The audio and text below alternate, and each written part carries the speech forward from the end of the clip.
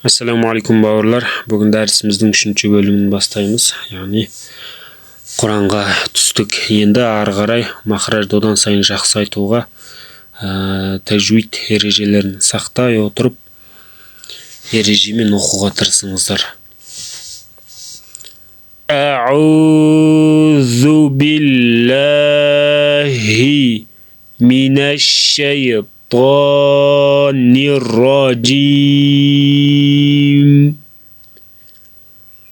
أعوذ بالله من الشيطان الرجيم.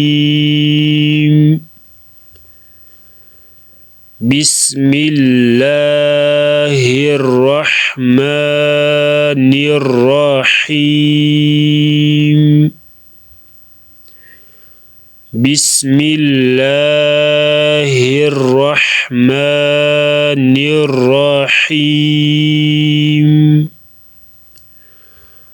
الحمد لله رب العالمين. الحمد لله رب العالمين.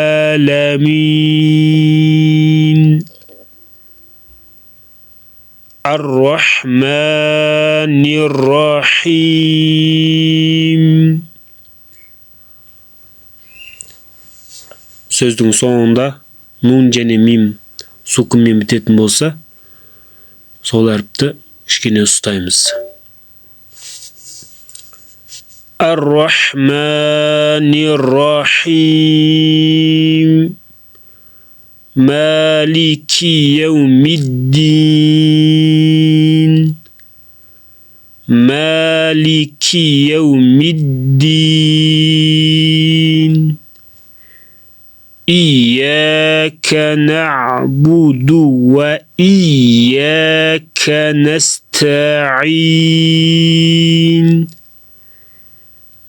إياك نعبد وإياك نستعين. اهدنا الصراط المستقيم.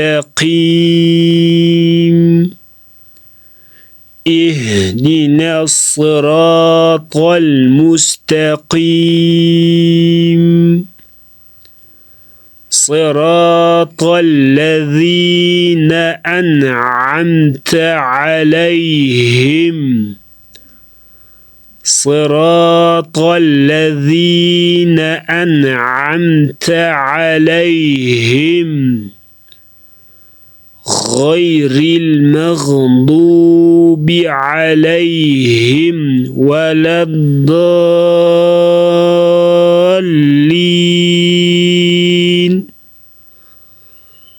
غير المغضوب عليهم ولا الضالين.